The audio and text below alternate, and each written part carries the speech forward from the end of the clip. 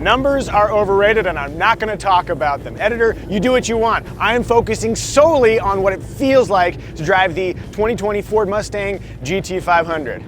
Oh, sweet Shelby. So apparently this is the most powerful street-legal vehicle Ford has ever sold. Let's see how that feels on the streets. Oh. According to Ford, the latest Shelby GT500 puts down some right zippy figures that we'll exploit at the drag strip shortly. Facilitating that acceleratory drama is a hand-built 5.2-liter supercharged V8, making massive numbers that I would say aloud if it didn't defy this video's premise. So here's some on-screen text. Okay, that's pretty dazzling. And right now you might be thinking, wait, doesn't Dodge have an 800 horsepower, something, blah, blah, blah. It's a car, not a math problem. Back to how it feels.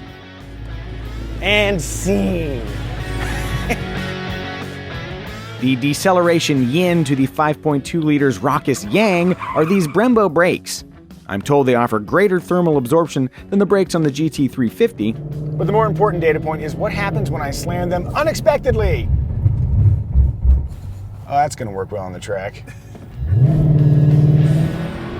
Given its lofty performance potential, you might think this ultimate Mustang would be inhospitable during normal driving. And you would be wrong. In normal mode, the MagneRide dampers do a really great job delivering a surprisingly comfortable ride. Hey Mike, how does this compare to your car? He owns a Ford GT. No, a Ford Mustang GT. The GT guy's in the back seat. A lot better. Like, it's a lot more uncomfortable. A lot better. It's way comfortable. And I'll also add there's a quiet mode for the exhaust. And when you flip it on after being in normal sport or track mode, eerie quiet. I'm accelerating, but you can't tell. See, I told you the GT guy was back there. Wave, Carl, wave. On a comfort-related note, the lack of a manual transmission is displeasing. But the lack of a third pedal over here, cop! Hey, and I was driving the speed limit. Woo! That's interrupting my DCT conversation, but sharing this moment of joy. The lack of a third pedal means a more relaxed drive, which is kind of nice. And I will say that the dual clutch transmission works really well. Leaving from a stop, there's none of that jerkiness that you get with some dual clutches, so that's A-okay. I will say I have noticed as you tip into the throttle, every once in a while there's a weird clunk from the driveline. Don't know what that's about. Just forget it and just floor it. And the cop's back there. I don't notice the driveline lash when I'm hauling ass. Can I say ass in a KBB video, Carl? That's allowed. Okay, it's allowed. Only in extreme circumstances, this accounts. Yay! One aspect of the GT500 I really like is the steering. Stable in a straight line, but when the road curves, as it's conveniently doing right now, there's this great precision and controllability. It's very confidence-inspiring. Makes you want to drive dangerously fast. Is that cool, everybody? Can I drive dangerously fast? Yeah. Go for it. The boss says I can go for it. And braking. Got a lot to live for. For just cruising around, the GT500 acquaints itself bizarrely well with public roads. Nonetheless, like lighting a candle with a flamethrower, this guy is way overbuilt for street duty. If you wisely take your GT500 to a track, what can you expect? Well, a lot of this. Jeez.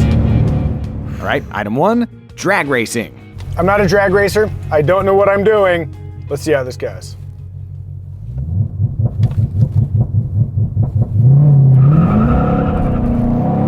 Oh boy. Oh boy.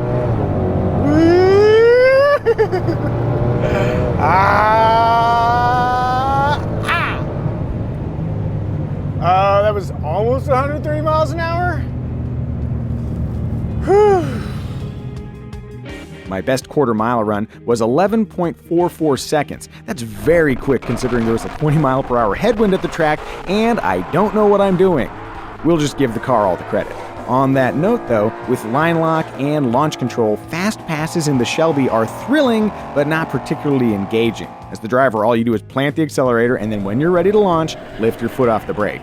Maybe we'll find deeper engagement on a track that curves. You know, you feel like a badass sitting in the GT500, and then an F-15 Strike Eagle goes by, and it's like, I guess I'm kind of cool. All right, let's go make some memories. You know, it is really nice to unleash the 5.2 liter in a place that doesn't risk imprisonment. Ooh. So one big area of focus with the GT500 is the dual clutch transmission. And on a track, in track mode, it's doing a wonderful job being in the correct gear at all times. So I'm coming to the braking zone, hard brake, downshifts. That's just exactly what I needed to do. Would have done that myself, except I didn't have to. Very nice, DCT. Yeah, the lack of a manual transmission really kind of refocuses your attention so that you don't think so much about the gear changes. You can spend a little more time thinking about where you want the car pointed. All right, so this is a very fast straight. Let's feel those brakes. Oh yeah, oh yeah, that's good. I could have braked later.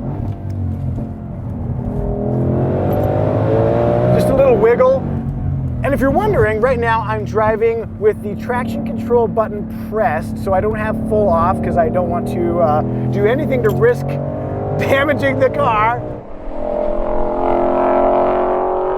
Little trail brake, see what happens, little gas, little step, little counter steer. Gives you just a little bit of room to play with, but not so much rope that you'll hang yourself. Steering feels a little bit heavy for my taste. So you can actually switch that up here on the steering wheel with the button. Now I'm in sports. That's nice, not too heavy. And yeah.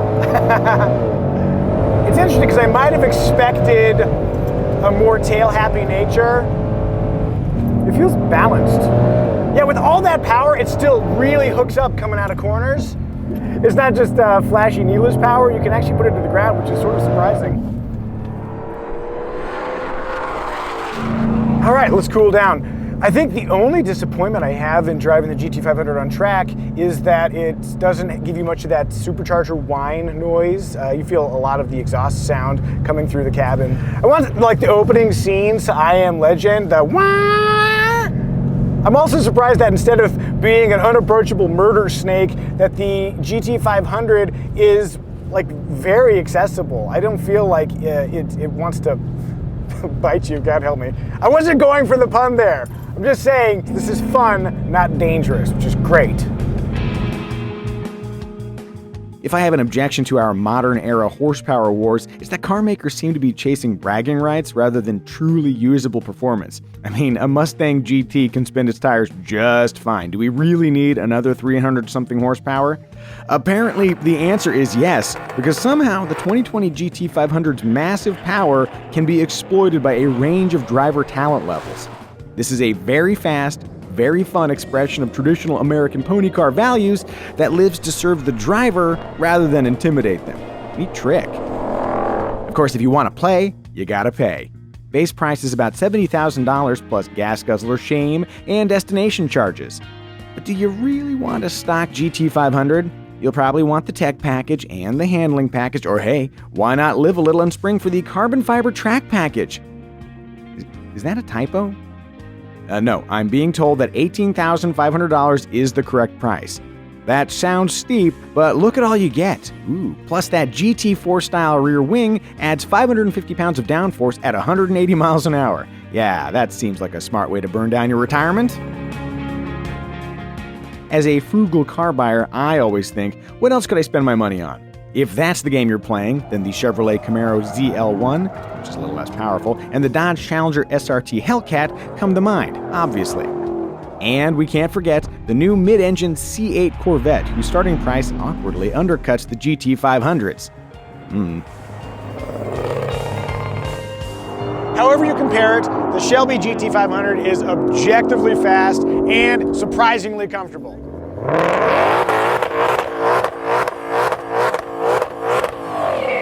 And if you love numbers, it's got that too.